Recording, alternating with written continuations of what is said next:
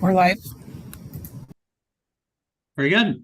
Thank you. Good evening and welcome to the November 21, 2023 City Council regular hybrid meeting. I'm Mayor Salim Neese. This evening's hybrid City Council meeting is being brought to you by Zoom. We're also broadcasting on the city's YouTube channel. We welcome anyone wishing to watch the meeting to join us live on the city's YouTube channel via Zoom or the Mercer or at the Mercer Community Event Center. Welcome and thanks for joining us tonight. Council members, please have your microphones turned on for the roll call. City Clerk Andrea Larson, please call the roll. Thank you, Mr. Mayor. Councilmember Andral. I think I heard you say here, Lisa. Yeah, here. Councilmember Jacobson. Here. Councilmember Reynolds. Here. Councilmember Weicker. Here. Councilmember Weinberg. Here. Deputy Mayor Rosenbaum. Here. And Mayor Neese. Here. Thank you, Mr. Mayor. All right, we have a quorum present this evening. Next, we have the Pledge of Allegiance. Council, please mute and turn off your video to ensure the U.S. flag is visible.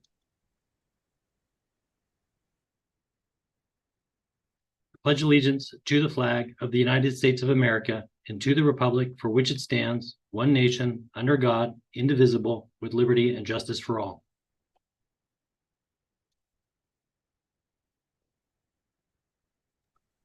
We now move to approval of tonight's agenda. If there's no questions, may I have a motion to approve tonight's agenda? So moved. Second. Okay, moved by Councilmember Weicker, seconded by Councilmember Reynolds. City Clerk, please call the roll. Thank you, Mr. Mayor. Councilmember Jacobson. Aye. Deputy Mayor Rosenbaum. Aye. Councilmember Reynolds. Aye. Councilmember Weicker.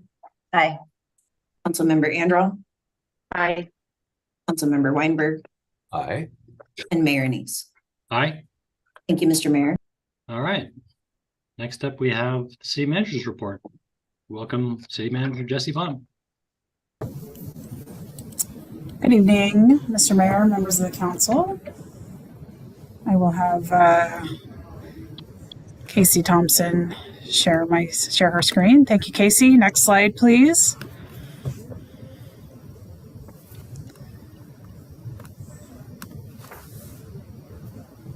There we go. All right.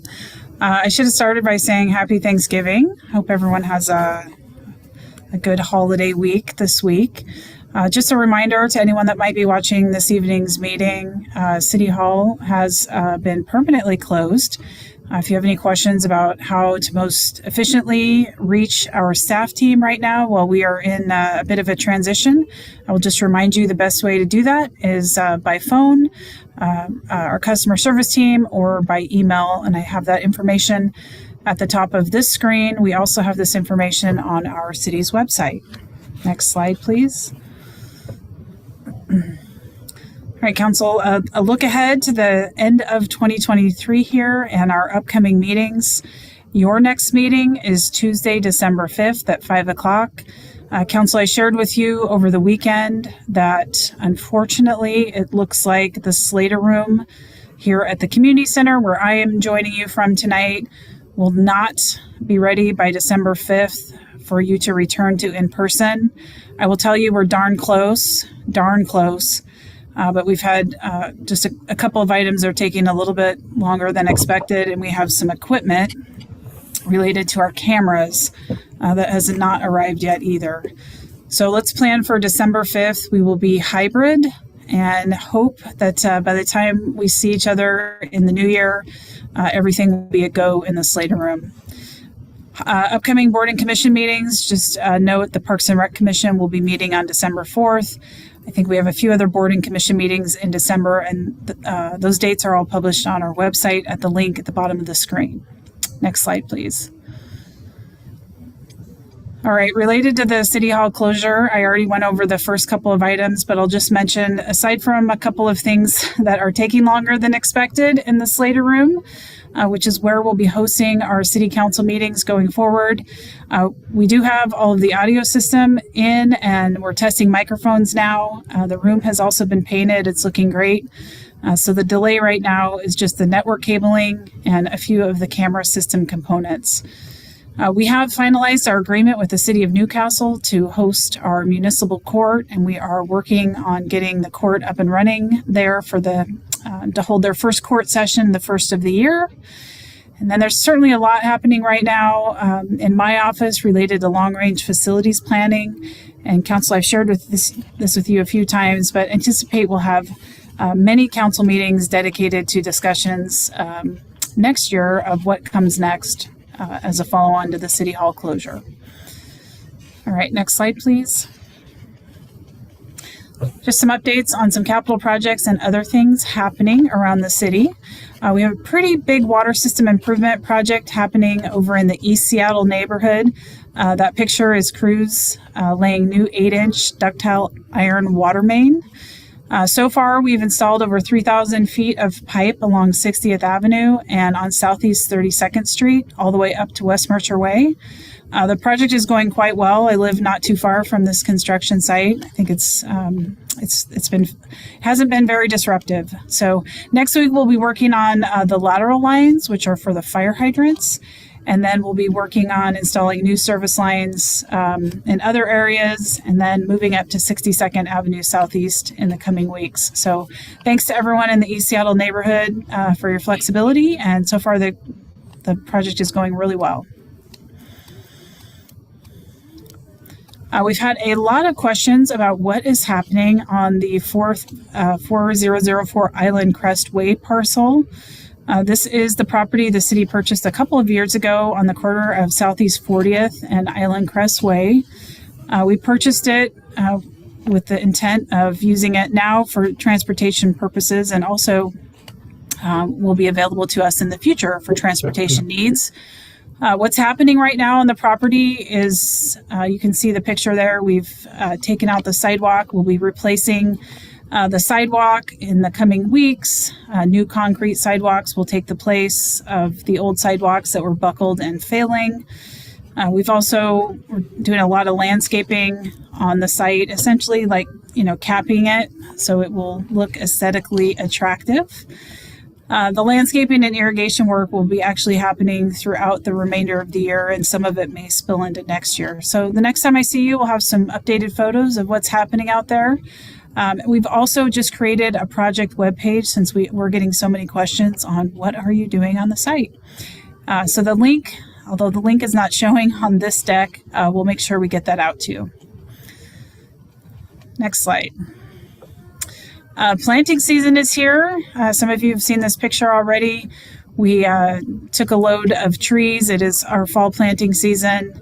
We are on track and planning to plant over 1,500 trees during the 2023-2024 planting season. So we've already made considerable progress, and we're really excited to be partnering with the Washington Conservation Corps, who are assisting with planting in our parks this season. They'll be doing quite a few different things, including tree planting, restoration, and trail work. And if you ever come out and volunteer with us at one of our natural resource projects, you will have a chance to meet some folks from the Washington Conservation Corps. So thank you to them. Next slide, please. Speaking of, I wanted to take a minute again during this rainy season to give a shout out to our stormwater and our right-of-way teams. They are working busily right now on cleaning and clearing storm drains and dealing with all the leaf fall. So this week, they were working on opening conveyance stormwater channels by clearing out the sediment, clearing the culvert pipes, and adding rock after some really intense rainstorms last month. So thank you to them for that. And I think we have one more picture. Yes, they've also been out clearing leaves and debris from some of our stormwater conveyance channels. You can see the picture there of one of our staff members pulling out debris from the trash rack structure. So thank you again. Lots going on in stormwater and right-of-way work right now due to the fall rain season. And just a reminder for all of our community members and businesses to help us by keeping your storm drains clear. Next slide, please. Council, this is a heads up, but any community members watching the meeting tonight might also be interested. The Youth and Family Services Healthy Youth Initiative Coalition is launching a new social norms campaign this week. You'll see posters like the one on your screen there going out across a variety of channels. It'll be in schools and going out through PTAs and on social media. This particular messaging reminds parents that it's important to set healthy limits on underage drinking, and that in Mercer Island, the norm is actually to do so. So again, this is just a heads up about the campaign that's going out. We'll have some more information in your weekly email next week. Next slide, please. All right, I've got a handful of upcoming events, starting with this week. If you'd like to get out and do a little jazzercise, we are happy to be partnering with Jazzercise, who will be here on Thanksgiving morning. And I'm just realizing, 8 a.m. It's an early start, 8 a.m. So you can go get your Jazzercise class done well before you start cooking and hosting and doing all of that eating. So it's here at the community center. There's no sign up or registration required. Everyone is welcome, even if you've never done Jazzercise before. And this is actually a fundraiser. So donations are being collected that will be passed along to the Youth and Family Services Department. So thank you to Jazzercise for sponsoring this fun event on Thanksgiving. Next slide, please. Also, starting this weekend is the Holiday Tree Lot, another wonderful community partnership that raises funds for the Youth and Family Services Department. Starting this Saturday and running for 4 weekends in a row, the Tree Lot will be open at the Mercer Island Presbyterian Church. I understand they have trees, garlands, and wreaths, so please stop by. By the way, this is a partnership again this year, so proceeds also benefit the high school's International Entrepreneurship class. So wonderful partnership between the high school and the Youth and Family Services Foundation. Okay, next. One more. It is definitely holiday season. It's very exciting. Council, we invite you and the entire community to come out on December 1st, which is a Friday, for our annual tree lighting and firehouse munch.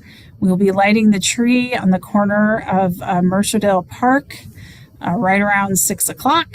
And then we will have the firehouse munch activity at our fire station right across the street from about 6:30 to 8 o'clock p.m. We'll also have entertainment out. It should be a great time. I understand Santa will be making an appearance at the fire station again this year. Information on our events, all of our holiday events, Illuminate MI, is at the link on the bottom of your screen.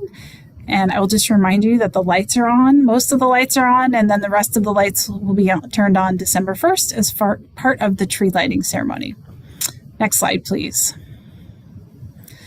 All right, wrapping it up, some good news. Really fun event last week, attending the grand opening of our new bike skills area adjacent to Jean's Children's Park. We had just a great turnout. All the youth that were there ready to go, they were so excited, and it just could not have gone better. Mother Nature cooperated. We had a beautiful sunny day. I'm really disappointed to see that I don't have the pictures of the mayor out on the bike skills area, but I can report I saw it with my own eyes. He was one of the first to take a test ride. Huge thank you to everyone that make this possible, including American Ramp Company, all of our city staff crews, volunteers, and certainly a thanks to the Parks and Rec Commission and the City Council for your vision. And if you haven't heard, I'm pretty sure you have, it's been heavily promoted. The Mercer Island High School Band is performing in the Macy's Thanksgiving Day Parade. And I understand they were on the Today Show. I think that was yesterday. So we are super proud of them. We'll be cheering them on when we see them on screen on Thursday. Good luck to them, and thank you for making all of us Islanders very proud. And one more shout out to our Mercer Island firefighters. They hosted their annual food drive at the North and South End QFCs last Sunday. Pretty much an all-day event. They collected over $3,700 in QFC gift cards and $3,400 in cash donations for the YFS food security program. So thank you to them. That was done in partnership with No Islander Goes Hungry program, and the webpage is there on the bottom of the screen. And that is all I have for you this evening. Thank you.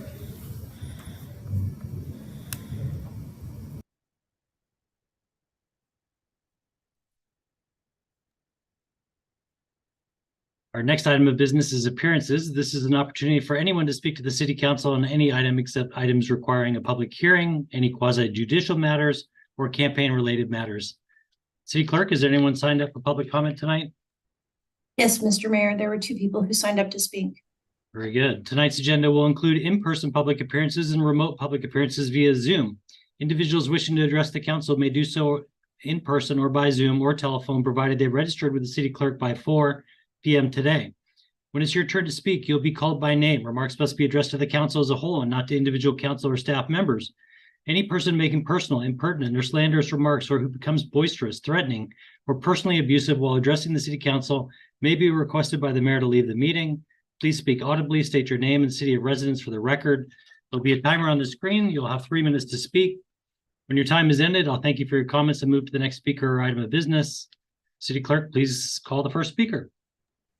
Thank you, Mr. Mayor. Our first speaker tonight is Addie Smith.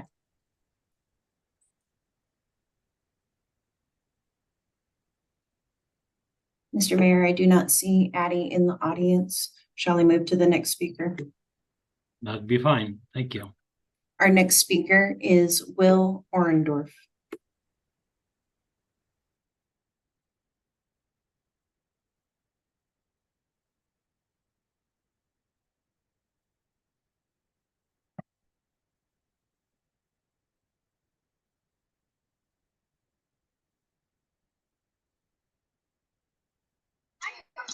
Welcome. Is this working? You're on. All right. Hi, my name is Will Orendorff. I've been a Mercer Island resident for over 15 years. It's great to be back again, even if only virtually. Thank you for everything you do for our community. I'm here to ask each of you for your support for the Mercer Island Country Club's effort to bring its tennis bubble back by voting for our docket request at the December 5th City Council meeting. In the 11 months since our team of volunteers first spoke to you about our efforts to bring back the tennis bubble, we worked hard to listen and address concerns raised by our community.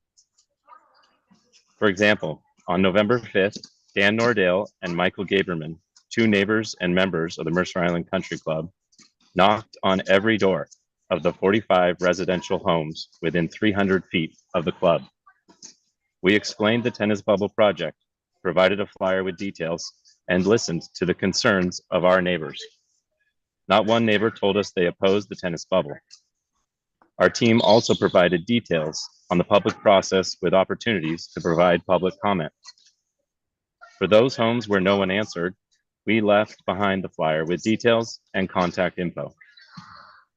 Also, our team has had multiple meetings with the Pioneer Park Youth Club, our neighbor directly north of the tennis bubble. All discussions have been positive and supportive. We look forward to continuing this outreach and dialogue in the coming year as part of our docket review and permitting process. The junior tennis players you see behind me are the lucky ones that registered early enough before all the spots were taken.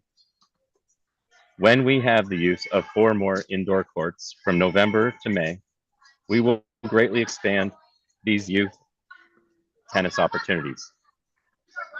We know it's ambitious, but we believe with our continued hard work, active engagement with our neighbors, and the support of our city, we can have the tennis bubble built and operating a year from now. Please vote to support these kids and provide the tennis bubble a path forward. Thank you again for your time. Thank you. There are no further speakers tonight, Mr. Mayor. Okay, we're going to move on from public comment. Our next item this evening is the consent agenda, which contains AB 6373, November 3, 2023 payroll certification, certification of claims for November 3 and 9, 2023, and electronic funds payments for October 2023, City Council meeting minutes of the November 7, 2023 regular hybrid meeting, AB 6369 Town Center parking plan adoption, AB 6372 Basin 40 cured in place pipe CIPP sewer lining project phase 1 closeout, AB 6375 an ordinance amending MICC chapter 9.50, second reading of ordinance number 23C-16, AB 6376 code amendments related to city fire Department, second reading of ordinance number 23C-17, AB 6379, 2022, Water System Improvements, Madrona Crest East Project Closeout. Council, is there anybody wishing to pull anything from consent this evening? Yes, Mayor, I'd like to pull item number 4, Town Center Parking Plan Adoption. Okay, item number 4, AB 6375, AB 6369, Town Center Parking Plan Adoption will be our first item of regular business. Council, is there a motion to approve consent minus that item as presented? So moved. Second. Okay, moved by Councilmember Jacobson, seconded by Councilmember Weicker. City Clerk, please call the roll. You, Mr. Mayor, Mayor Neese, Aye. Deputy Mayor Rosenbaum, Aye. Councilmember Reynolds, Aye. Councilmember Jacobson, Aye. Councilmember Andral, Aye. Councilmember Weicker, Aye. and Councilmember Weinberg. Aye. Thank you, Mr. Mayor. All right, consent is approved. Our first item of regular business will now be AB 6369, Town Center Parking Plan Adoption. There is no staff presentation, and so I will turn the floor over to Councilmember Jacobson. Thank you, Mayor. I expressed myself at perhaps disgusting length on this subject when we previously considered this a number of months ago. And the reason that I asked that it be pulled is that I believe that it's premature, since we really don't at this point know where we're going, either with regard to what we're going to do with Town Center or what somebody's going to make us do with Town Center. And the parking problems from the people at the merchants that I've talked to appear to have dissipated, at least temporarily. So I intend to vote against this for those reasons, and I won't go into further length about it. But what I had to say on previous occasions remains. Thank you. Very good. Council, are there any questions? Not seeing any questions. Is there a motion to approve AB 6369 Town Center Parking Plan Adoption? So moved. Is there a second? Second. Okay, it's moved by Councilmember Reynolds, seconded by Deputy Mayor Rosenbaum. Any discussion? City Clerk, please call the roll. Thank you, Mr. Mayor. Councilmember Andral, I abstain. Deputy Mayor Rosenbaum, Aye. Councilmember Weicker, Aye. Councilmember Weinberg, Aye. Mayor Neese, Aye. Councilmember Reynolds, Aye. and Councilmember Jacobson. Nay. Okay, Passes 5-1-1. motion passes. All right, our first item of regular business is our first item of regular business is AB 6378, Sound City Association's voting delegates for the annual meeting and caucus meetings.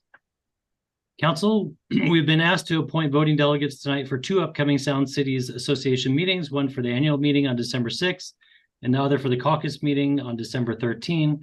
I asked if anyone from the council wanted to be the voting delegate for the annual meeting. Council member Weinberg volunteered. Is there anybody else that wants to be considered for the first meeting on December 6th? Okay. Council, is there a motion to appoint Councilmember Weinberg as the voting delegate for Sound Cities Association annual meeting on December 6th, 2023? So moved. Second. Who moved that? Sorry. I heard the deputy mayor. Okay, moved by Deputy Mayor Rosenbaum, seconded by Councilmember Reynolds. Any discussion? No. City Clerk, please call the roll. Thank you. Councilmember Andral. Act, Council. Aye. Mayor Neese, Aye. Councilmember Jacobson, Aye. Councilmember Weinberg, Aye. Councilmember Reynolds, Aye. Deputy Mayor Rosenbaum, Aye. and Councilmember Weicker. Aye. Thank you, Mr. Mayor. Thank you. Okay. and Andrea, just- did you get my vote? I did, Councilmember Andral. Okay, thanks. Sorry, I was a little slow on the mute button. Very good. Yesterday, SCA announced that they'll be holding a caucus meeting on December 13. We need to appoint a voting delegate for that meeting. I was planning on attending, but I understand that we have a volunteer. Anybody out there want to volunteer to do the December 13 meeting? I'll volunteer. Very good. All right. Council, is there a motion to appoint? Does anybody else want to go? No. All right. Council, is there a motion to appoint Councilmember Jacobson as the voting representative for the Sound Cities Association caucus meeting on December 13, 2023? So moved. So moved. Okay, moved by Deputy Mayor Rosenbaum, seconded by Councilmember Anderall. Any discussion? Not seeing any? City Clerk, please call the roll. Thank you, Mr. Mayor. Councilmember Reynolds, Aye. Councilmember Anderall, Aye. Councilmember Jacobson, Aye. Mayor Neese, Aye. Councilmember Weicker. Aye. Councilmember Weinberg, Aye. and Deputy Mayor Rosenbaum. Aye. Thank you, Mr. Mayor. Okay, motion passes. Thank you, council, for that. Our next item of regular business is AB 6377, 2023-2024 Mid-Biennial Budget Public Hearing and Budget Adjustment Recommendations. This public hearing, it's not evident, this will be a public hearing. This public hearing is now open as of 5:27 p.m. City Clerk, is there anyone that signed up for public hearing that wishes to address the council tonight? Mayor, there was no one who signed up to speak in the public hearing. Okay. Seeing that there's no testimony this evening, the public portion of the hearing is closed as of 5:28 p.m. And we will welcome Finance Director Matt Mornick. Welcome, Matt. Good afternoon, Mayor Neese, members of the council, and City Manager Bond. I'm Matt Mornick, your Finance Director. I'm going to go ahead and share my opening slide. Please let me know when you see it.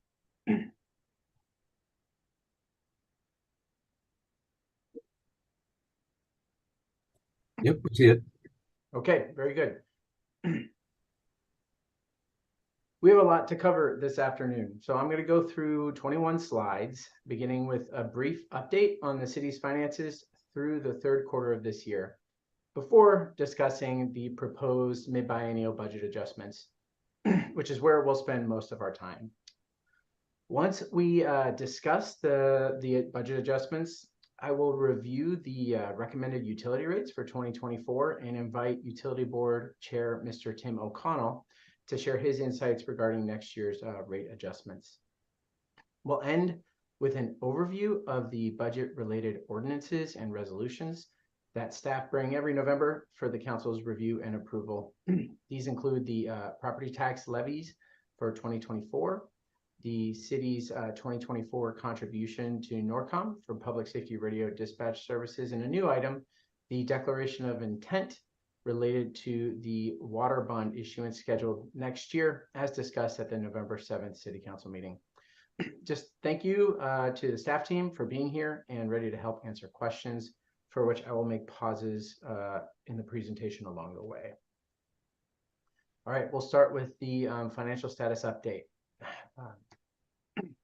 This table is a summary of revenues and expenditures for the general fund and the three utilities, the water, sewer, and stormwater funds. From left to right, revenue and expenditure actuals for the first 9 months of last year are included for reference. The next column is the 2023 amended budget, with the revenue and expenditure actuals through the end of September of this year in the next column. The final column compares revenue and expenditure actuals relative to the 2023 amended budget. In the top row, general fund revenues are tracking strong through the end of September, while expenditures are on track with budget expectations. Revenues in the utility funds are up just over $2.5 million relative to the same period last year, coming in at about 47.5% of the amended budget through the end of September. This percentage may seem low. The 2023 amended budget includes revenues from a debt issuance for the water utility. This issuance was originally scheduled in 2023, but it is being pushed to 2024 to better align with capital project activity and cash flow needs. That aside, utility revenues are tracking where they need to be. Expenditures in utility funds are on track with budget expectations. The capital project teams have confirmed that there was quite a bit of design work completed and construction on a number of large capital projects got underway this summer. And so we anticipate payment of many of these invoices related to that construction work went out after September 30th. And so we are slated to hit our spending targets, and spending is likely to increase significantly through the end of this year and into 2024. As we reviewed January through September data, two key drivers impacting general fund revenues this year compared to prior years remain the same as what we observed during the previous financial status update, which is that sales tax revenues are exceeding budget expectations, with the construction sector driving a lot of this activity. And second, changes to the Federal Reserve policy rate over the last 19 months has driven the city's investment earnings. Interest earnings in the general fund to date are $1.7 million. That is through the end of September, with about $580,000 in net earnings during the third quarter alone. As of the end of September, we want to see expenditures actuals tracking about 75% of budget expectations. So we're right on track with where we need to be, with expenditures coming in at 74%. You may note that the other services and charges row, the second from the bottom, is coming in 84% of budget at the end of September. Expenses in this category, they include insurance, utilities, jail costs, and legal settlements, among others. The increased spending through September is due to increased insurance costs and legal settlements. We expect this category to remain within budget expectations through the end of this year. With that, I'm just going to stop here to see if there's any questions on the financial status update. Council, any questions? Not seeing anything, Matt. Okay. Now we're going to work our way through the mid-biennial budget adjustments, starting with the capital side of the budget. So this table summarizes adjustments associated with the capital improvement program, all of which are a result of City Hall's closure. When the 23-24 biennial budget was adopted, resources were allocated to complete seismic retrofits, interior improvements, and safety enhancements throughout City Hall. When the building closed in April earlier this year, this work was not advanced and no budget was spent. And so staff recommends closing these projects and repurposing some of the resources for long-range facility planning, which is a capital project GB0115 in this table. Staff has been developing a long-range facilities plan that essentially lays out the repair and replacement strategies for the city's buildings. City Hall's closure has accelerated the need and expanded the scope of long-range planning work. And so that's resulting in the proposed budget adjustment of $300,000. On the operations side, staff from Public Works and the Police Department developed a short-term solution that uses mobile trailers in the City Hall parking lot to support day-to-day police operations. The $300,000 budget proposal uses ARPA funds and includes one-time and ongoing costs through 2024. In the second row of this table is a $100,000 appropriation request to support accelerated efforts to update the city's digital repository of archival records. This work was already underway, but the closure of City Hall created an opportunity, if you will, to update the city's archive of public records and remain in full compliance with state record retention laws. And finally, the city's insurance rates increased significantly for 2024. That was driven by a 25% increase in auto and property coverage relative to 2023. Washington City's insurance authority, I think I got that right, is the city's primary insurer. At the end of 2022, they signaled a negative net position, which is the reason they're providing as why we're seeing this rate increase for all members. And that's resulting in a $318,000 increase in general fund dollars for the current biennium. Taken collectively, the proposed adjustments result in about 1.16 million in ARPA funds being released, reallocating half of that amount and appropriating 438,000 in general fund dollars for long-range facility planning and increased insurance costs. The next few slides cover additional budget adjustments. They're just not at the project level. The first involves establishing a municipal facility replacement fund. So thinking here is that as staff conduct long-range facility planning over the next year, staff need to also find a path forward to finance these future investments. And so we're recommending that the council establish this municipal facility replacement fund with the purpose of setting aside resources for near and long-term facility needs. The $10 million funding target is an aspirational goal, and there's a lot to learn as we make progress towards reimagining the city's facilities. But based on initial estimates, staff anticipate that the financing needs are going to be significant. To establish this fund, we're also recommending that we redirect general fund interest earnings from Q3 and Q4 of this year to the new municipal facility replacement fund. And so for Q3, this amounts to roughly $579,808, which is the figure I mentioned during the financial status update. We're taking measured steps to manage the city's resources, and staff feel that creating and building this fund now is part of that important work and planning for the future. Washington State is set to receive roughly $500 million under a resolution with 3 companies that were found to have played a major role in fueling the opioid epidemic.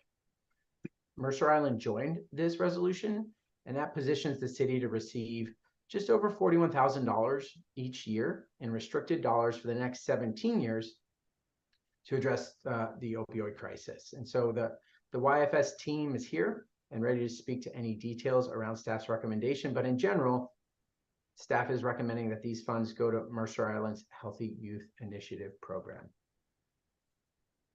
Okay, so taken collectively, this slide summarizes the proposed mid-biennial budget adjustments presented this evening and in the agenda bill.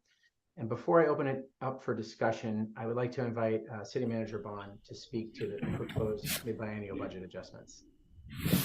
Hey, thank you, Matt. And again, good evening, City Council.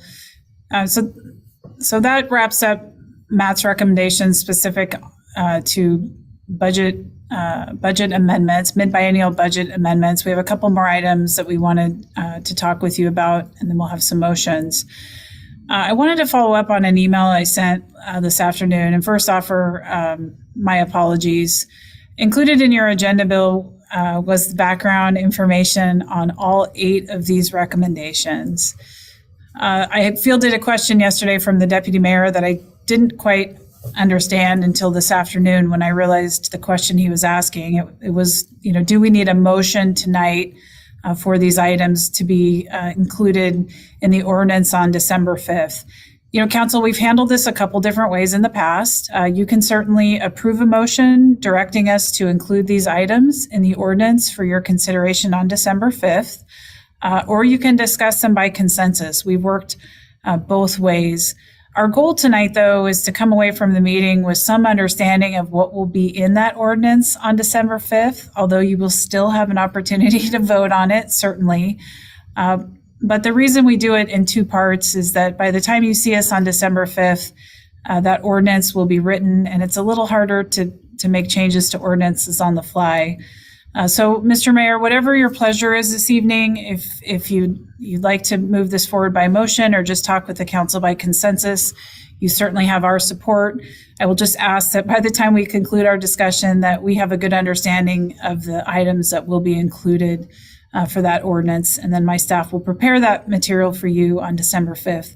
And I do apologize for the confusion. I'll be working with the finance director, and we'll ensure we're a little more consistent going forward. But this one's totally on me. So, no worries. Thank you, Mr. Mayor. We'll leave the list on the screen, and I'll just ask council: is there any item of the 1 through 8 anybody has any questions on? Councilmember Reynolds. Yes, Mr. Mornick, great job as always. Just and thanks for answering my advanced questions. There was one I'm still not clear on though, which is the municipal facility replacement fund. 10 million is not going to be enough to build a new city hall, pretty clearly. So what's the significance of 10? Like if we had said 5 or 20, would it matter? Or is it just the creation of the fund is really what matters? Well, I will invite City Manager Bond to speak to this question, but I will say that based on our understanding of what's to come, that number seemed to hold weight among the finance team and the public works team, the facilities team. As I mentioned, it's aspirational. We're going to have to work really hard to hit that target, but we're in a unique situation where we have a lot of work to do to figure out the Civic Center for Mercer Island. And so we're taking this seriously by working hard to raise the money to do it. I know it's not going to raise all the money, but this seems like an attainable goal worth setting. City Manager Bond? Yeah, I can. Thank you, Matt. I concur. And Councilmember Reynolds, there's not an exact reason that we selected 10 million. As you are aware, behind the scenes, we're working on a lot of long range planning. We're doing all of the space assessment work right now and starting to prepare to come to you all in future meetings in 2024 to talk about the replacement scenarios. I think we all know that $10 million is not going to fund a new building, but I don't know what our funding target is yet because we haven't gotten there. So this felt like a good goal, and we can certainly talk more about that if the council desires, and more information coming. So if I can paraphrase, I think what you're effectively saying, tell me if I'm wrong, is 10 is a number that felt like it was large enough to give us something aspirational to shoot for, but not so large that it made it look like we'll never achieve it. Is that essentially it? It's a psychological thing as much as anything else? I'm not sure we did a whole psychological analysis on the number. Look, it's my job to set us up to have funds to go towards what may be a future city hall replacement project or civic facility project. We don't know yet.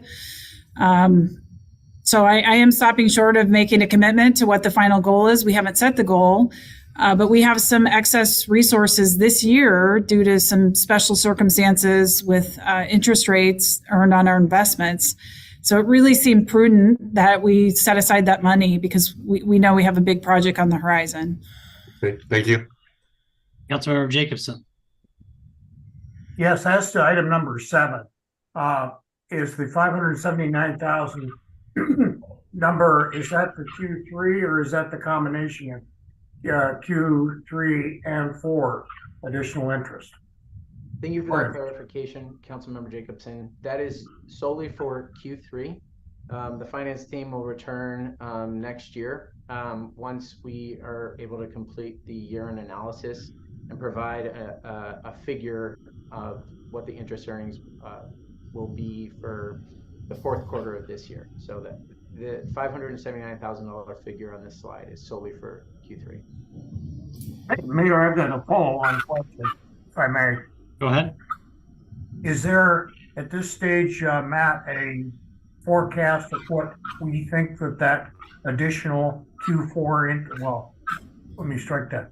Do we have any forecast at this point as to what the Q4 interest that would be transferred to the general fund, all other things being equal, would be? We've certainly completed the revenue forecast in October. I don't have those numbers at the ready, council member, but I am happy to follow up. Thank you. Okay. Councilmember Andrew. Yeah, hi. Thanks, Matt, for the presentation. Excellent, as always.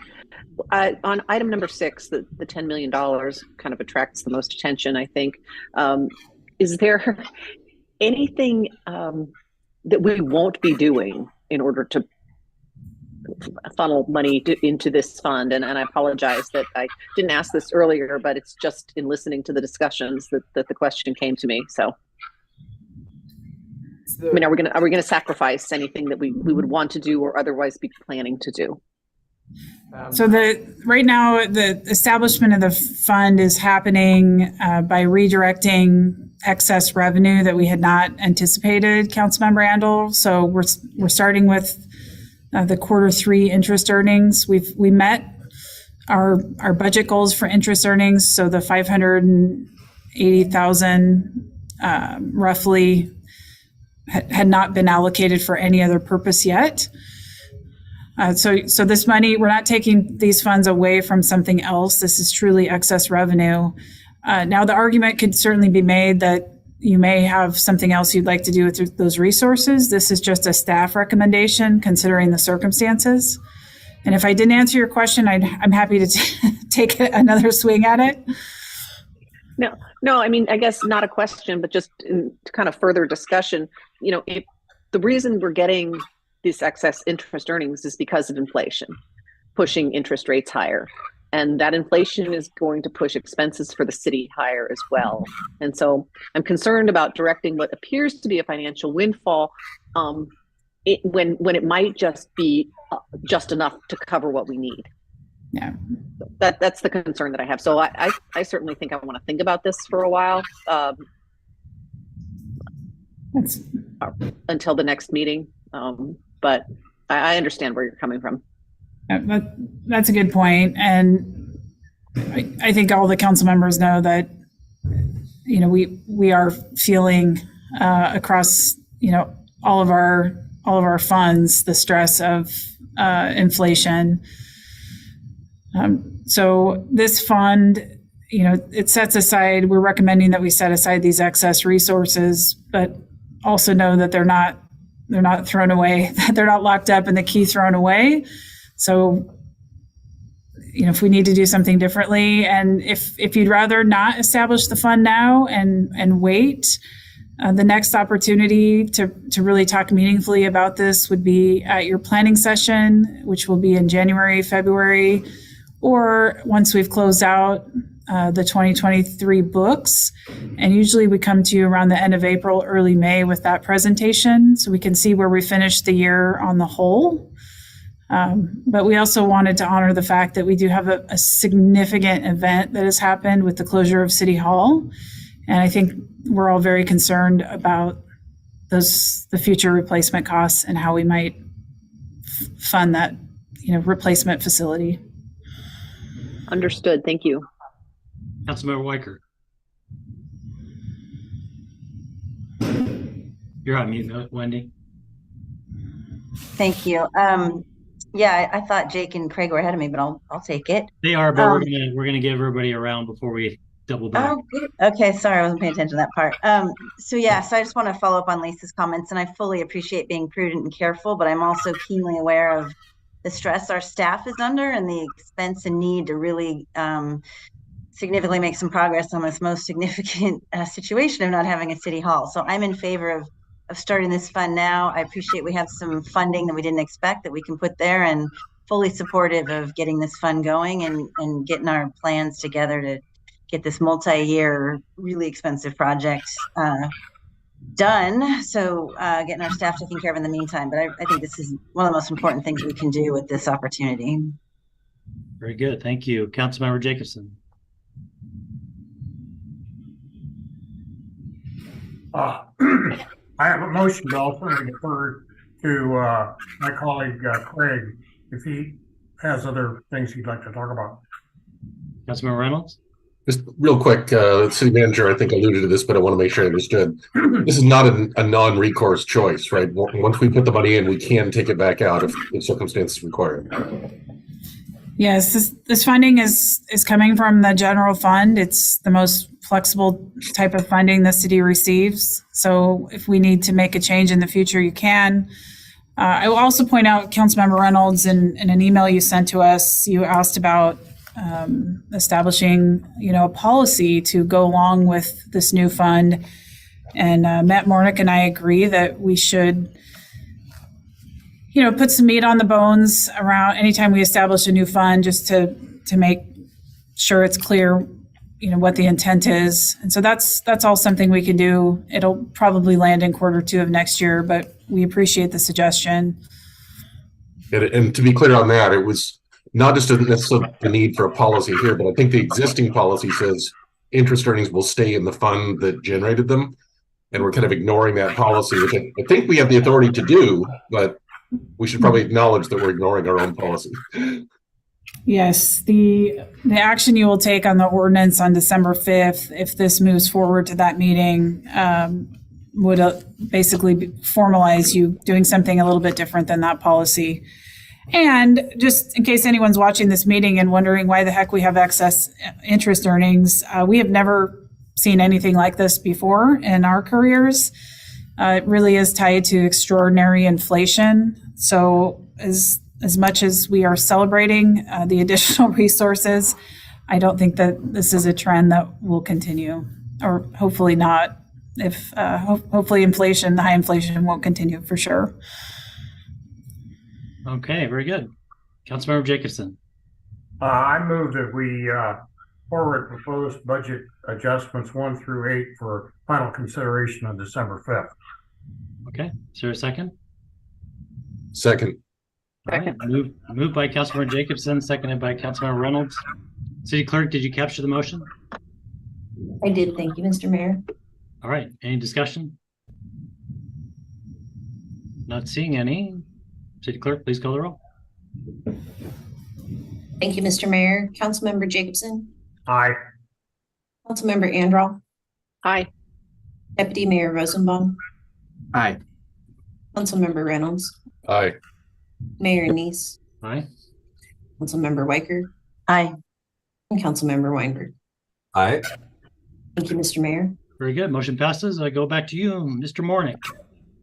Mayor, we just have 5 more slides to cover, starting with utility rates for 2024. So every fall, the Public Works and Finance teams meet with the Utility Board to review annual rate adjustments for the water, sewer, and stormwater, as well as the emergency medical service utilities. This table outlines the proposed rate increase on a typical bi-monthly bill for the average single-family customer, single-family residents in 2024 relative to the current adopted rates in 2023, with the dollar and the percentage difference expressed in the 2 far right columns. The water rate is proposed to increase 8%. The city sewer rate is proposed to increase 4.5%. The stormwater rate is proposed to increase 8%, and the emergency medical service utility rate is proposed to increase 10% in 2024.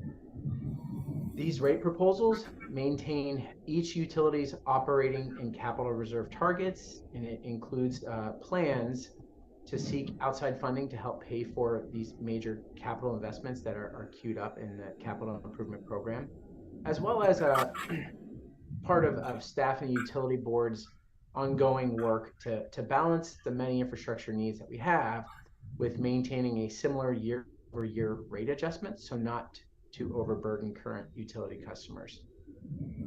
Final rate adjustments will be presented to Council as part of the 2024 Master Fee Schedule update that's scheduled on December 5th. And at this point, I would like to just invite Chair O'Connell to share any reflections on the work that we've completed this fall, and staff are also ready and happy to answer any questions on the rate adjustment as proposed. With that, I'll stop sharing. Welcome, Chair O'Connell. Thank you, Mr. Mayor, and thank you, members of the council. It's a pleasure to be with you, and thank you, Matt, for your discussion. The utility board spent 2 full meetings going over the rate recommendations that you have before you.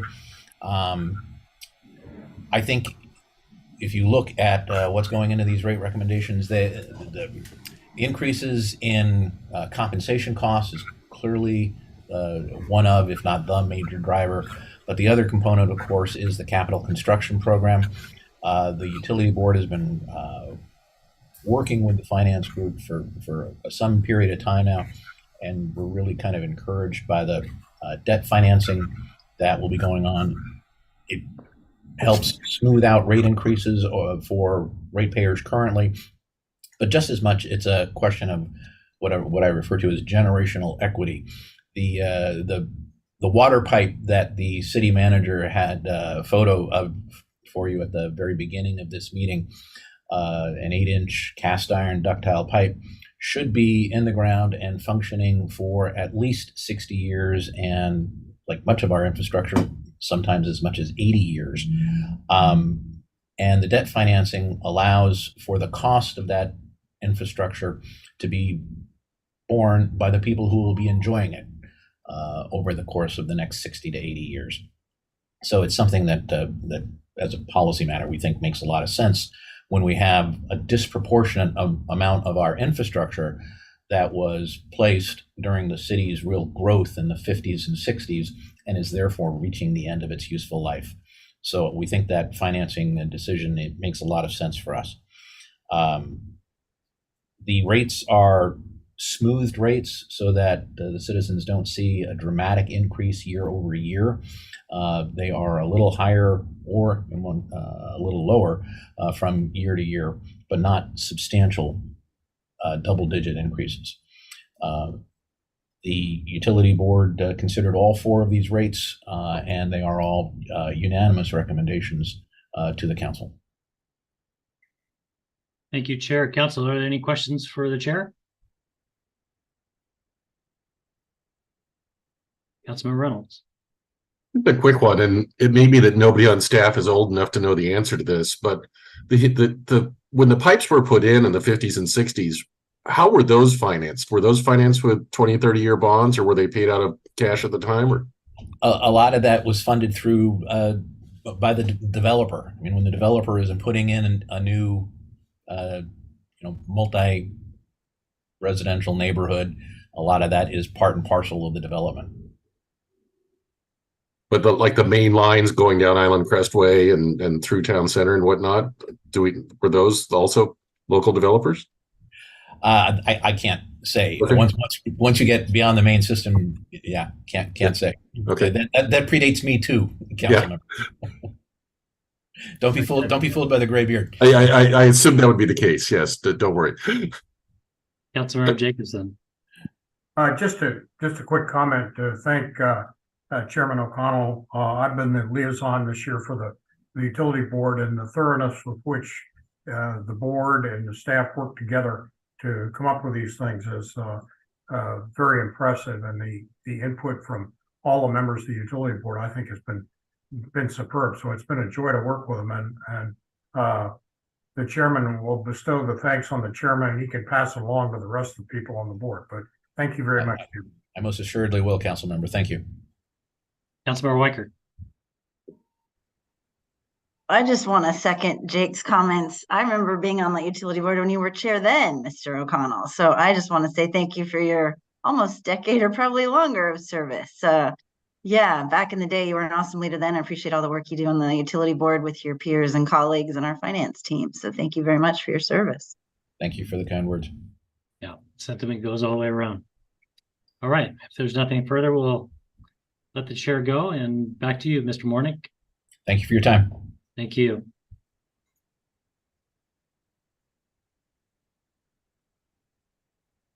Okay. Just want to do a quick mic check. Yeah, we can hear you. It's a little bit muffled, but we'll make do. Only 4 more motions to go. Okay. All right, council. I'm going to do my best to speak up. So every November, staff bring property tax levy ordinances to the city council for your review and adoption. By way of background, cities levying property tax in Washington can increase the property tax levy by up to 1% each year, or by the amount of the implicit price deflator, whichever is lower, plus the value of new construction. The implicit price deflator for 2024 is 3.67%.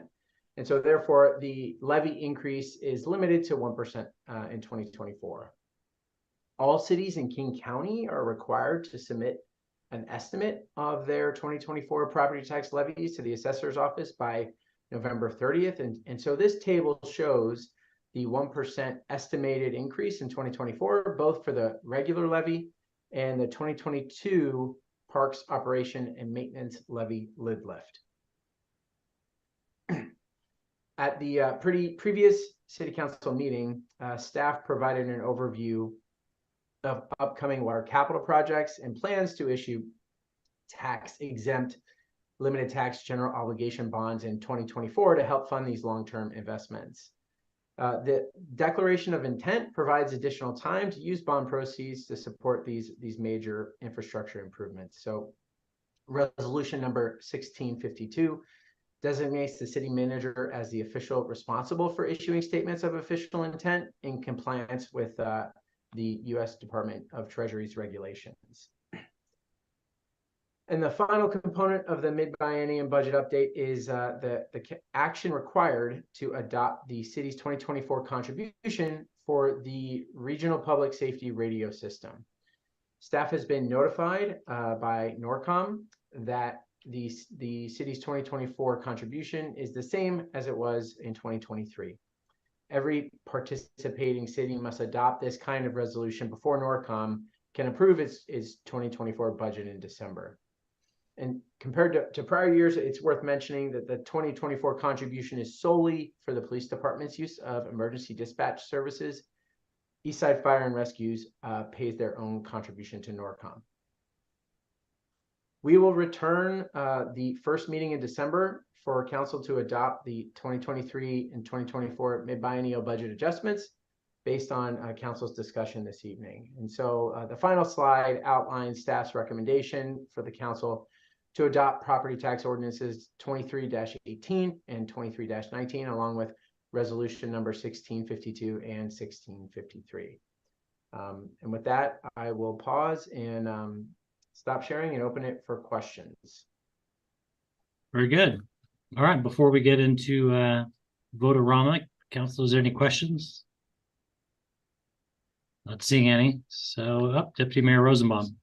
I don't have a question, but I have motions.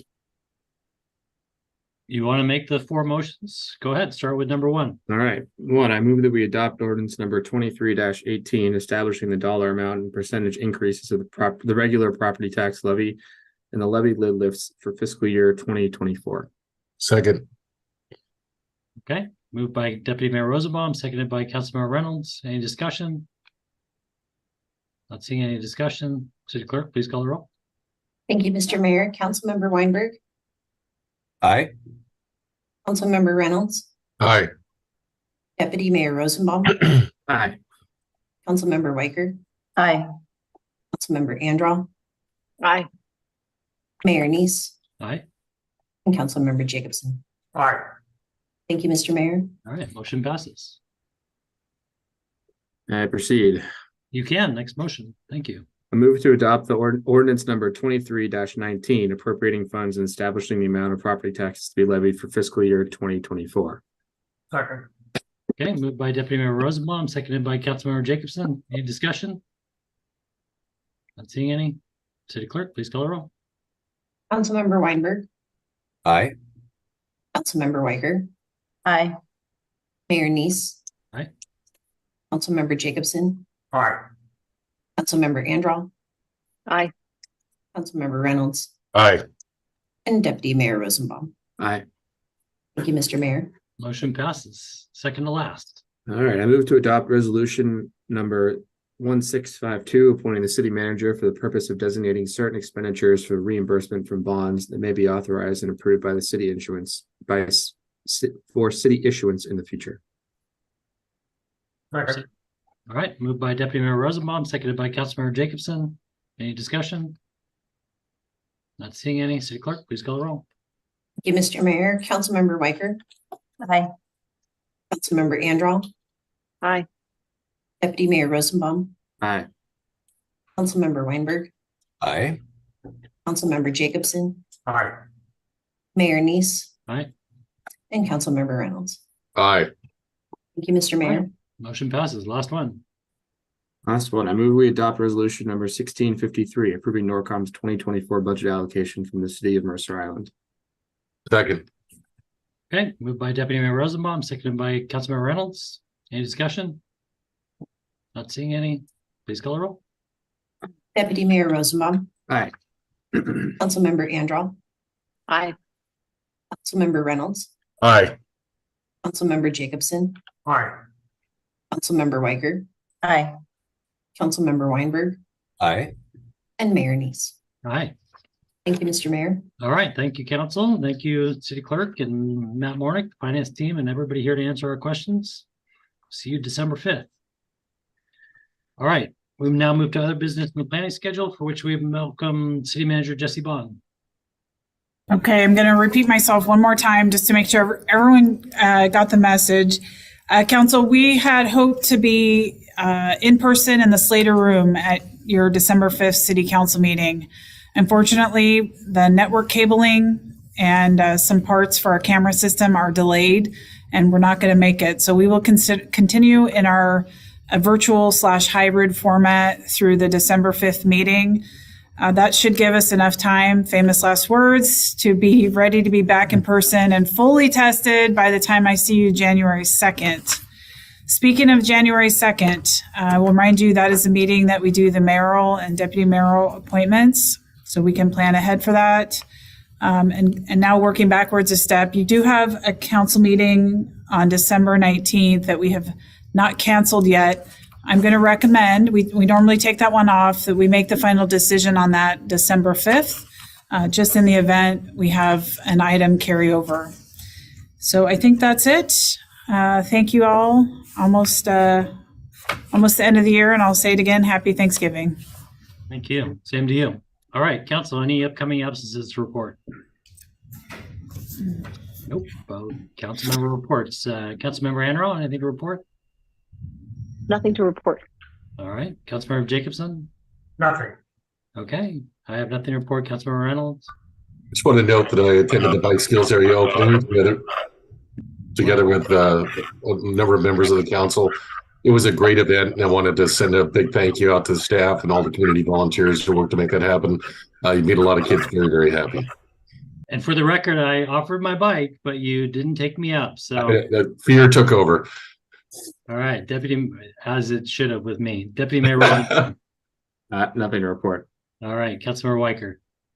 I just want to say go band. Like, it's so cool. Those kids are in New York City and doing the Today Show and Statue of Liberty and the Macy's Day Parade on Thursday. So they didn't get there alone. So shout out to all the parents and band boosters, alumni, present, future. Like, our band program, 5th through 12th grade, is second to none. So this is just a testament to all that hard work by those families and kids and supporters and teachers. So congratulations to the school district, especially that band program.